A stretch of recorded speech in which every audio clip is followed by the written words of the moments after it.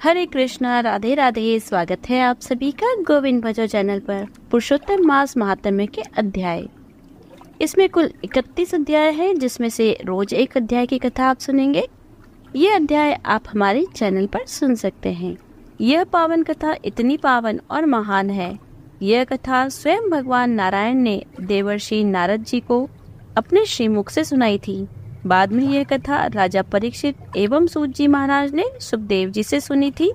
बाद में सुखदेव जी महाराज ने यह कथा नैमिषारण्य में 88,000 ऋषि मुनियों को सुनाई थी। उसी शास्त्रोक्त कथा का सरल हिंदी भाषा में रूपांतरण इस पवित्र पुरुषोत्तम मास में हम सुनेंगे। इस कथा को रोज पढ़ने और सुनने वाला प्राणी सभी पापों से मुक्त होकर अंत में पुरुषोत्तम भगवान के गोलोक में अनंत काल तक वास करता है और वह सदैव के लिए आवागमन के चक्र से मुक्त हो जाता है।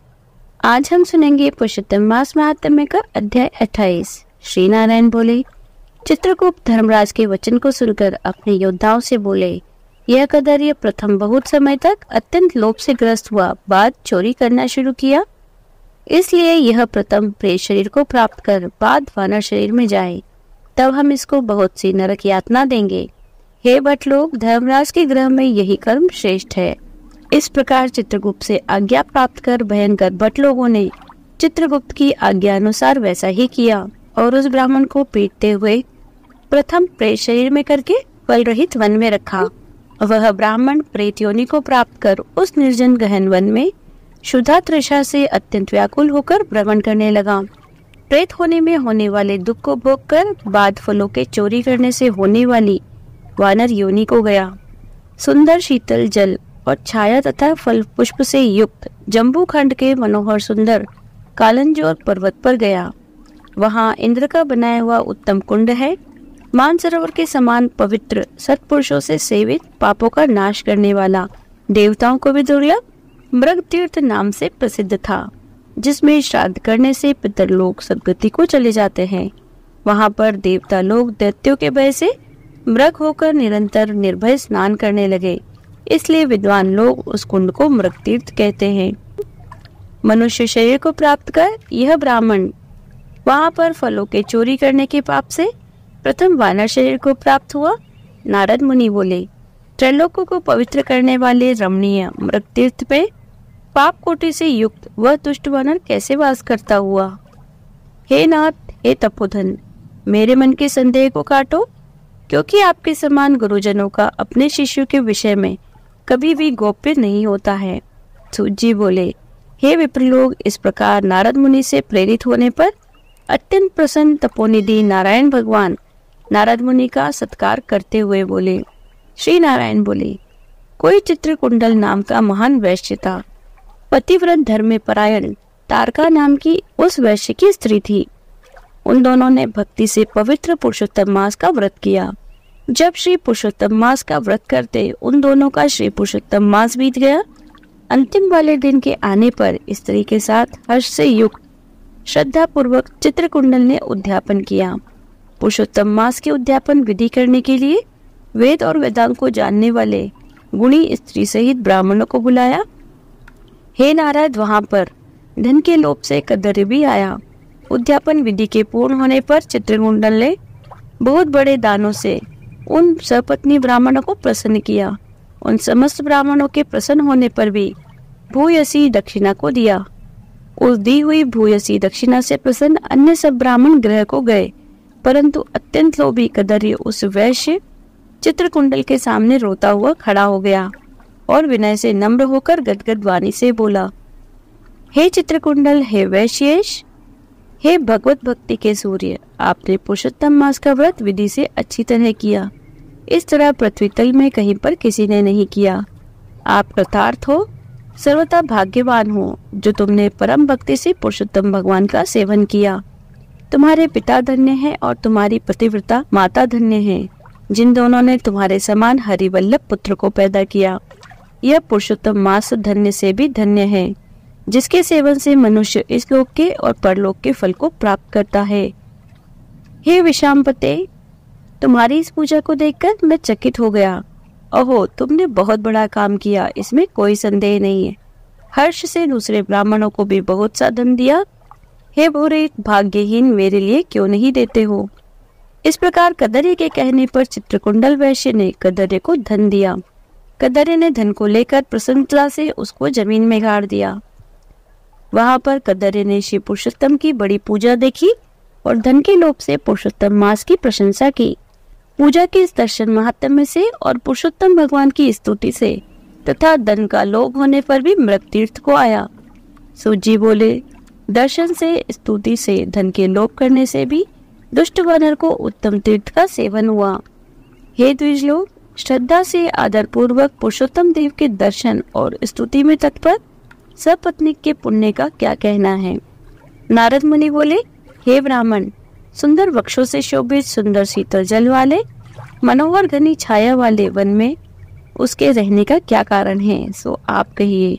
श्री नारायण बोले, हे नारद, हे अनंत, तुम सुनो। सुनने की इच्छा करने वाले तुमको मैं कहूँगा।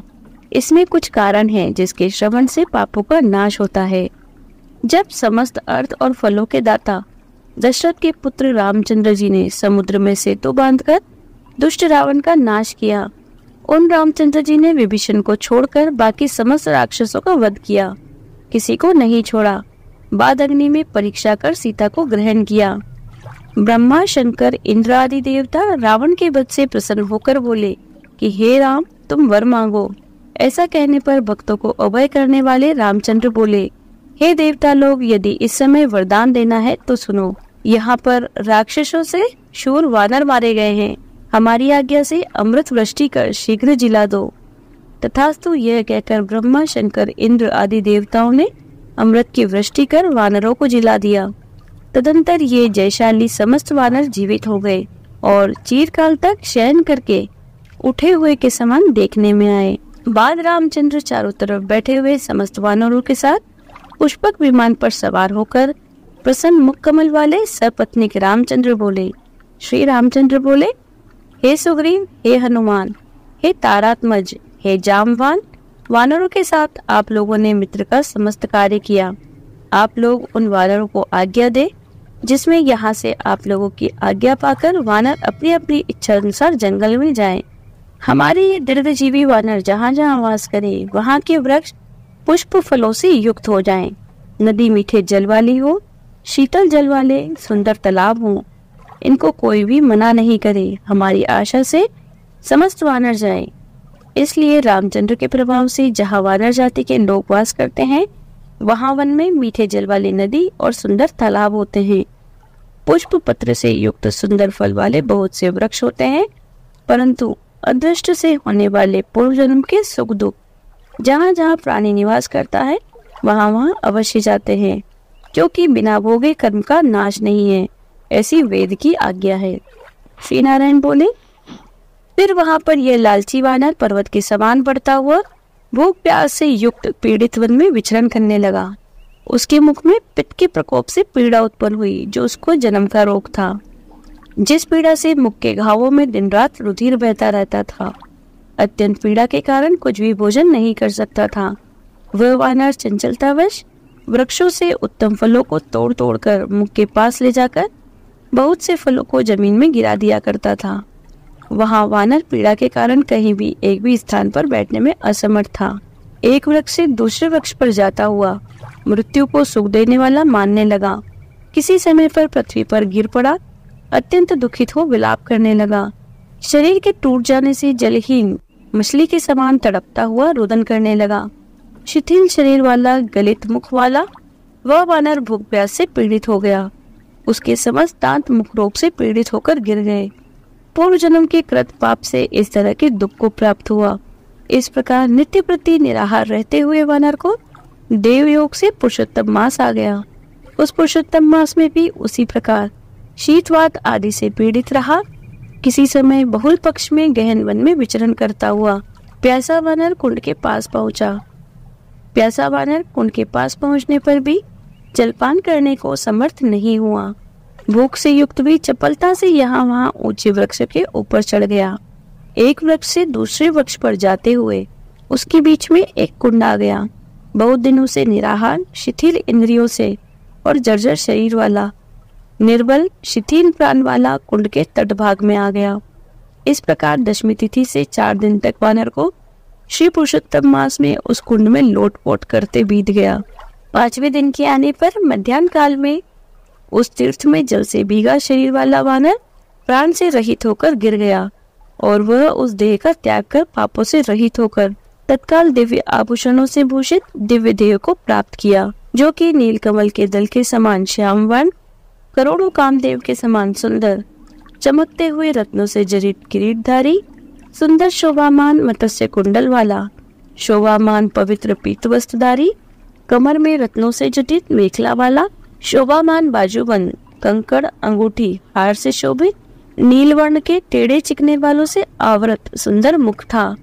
उसी समय शीघ्र वहां वैष्णवों से युक्त विमान आया, जिसमें भेरी, मृदंग, पटा, वेणु, वीणा का महान शब्द हो रहा था और देवांगनाओं का नाच हो रहा था। गंधर्व किन्नरों का सुंदर गान हो रहा था।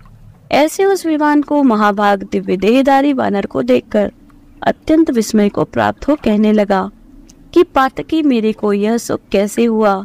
यह विमान सुख बड़े पुण्यात्माओं को ही होना उचित है। इसके बाद कोई देवांगना उसके ऊपर चंद्रमा के समान श्वेत कर्त छत्र को धारण करती हुई, कोई 2 अप्सराएं हर्ष से उसको दोनों तरफ चामर को डुला रही हैं। कोई पान हाथ में लिए खड़ी है और उसके सामने अप्सराएं नाच कर रही है। कोई गंगा जल से भरी हुई झाड़ी को लिए खड़ी है, कोई उसके सामने खड़ी गाने बजाने में तत्पर है। इस प्रकार उस वैभव को देखकर चित्र में बने हुए में समान निश्चल हो गया। यह क्या है? मुझे दुष्ट पातकी को किस पुण्य से यह सब प्राप्त हुआ? मेरा कुछ भी पुण्य नहीं है जिसमें श्री हरि भगवान के परम पद को जाऊं। श्री नारायण बोले। इस प्रकार तर्क करते हुए कंदरी ने सुख का बहुत बड़ा खजाना दिव्य विमान को सामने देखकर आश्चर्य किया। बाद हरि भट्टों ने उस कंदरी का हार्दिक अभिप्राय जानकर उसके सामने विनय पूर्वक हाथ जोड़कर उसके चरणों में नमस्कार कर वानर शरीर को त्यागते हुए उस कंदरी को सुंदर वचन कहा। यहाँ पुरुषोत्तम मास महात्म्य का अध्याय 28 समाप्त होता है। यदि आपको वीडियो अच्छी लगी हो तो वीडियो को लाइक कीजिए, ज्यादा से ज्यादा इसे शेयर कीजिए। यदि आप चैनल पर नए हैं तो चैनल को सब्सक्राइब कर लीजिए, बेल आइकन को प्रेस कर दीजिए, जिससे आने वाले नए वीडियोस की नोटिफिकेशन आपको तुरंत मिल जाए। यदि आपने पुरुषोत्तम मास महात्म्य के पिछले अध्याय को अब तक नहीं सुना है तो डिस्क्रिप्शन में उनका लिंक दिया गया है, आप उसे भी सुन सकते हैं। मिलती हूँ आपसे अगले वीडियो में, तब तक बने रहिए गोविंद भजो चैनल पर। हरे कृष्ण, राधे राधे।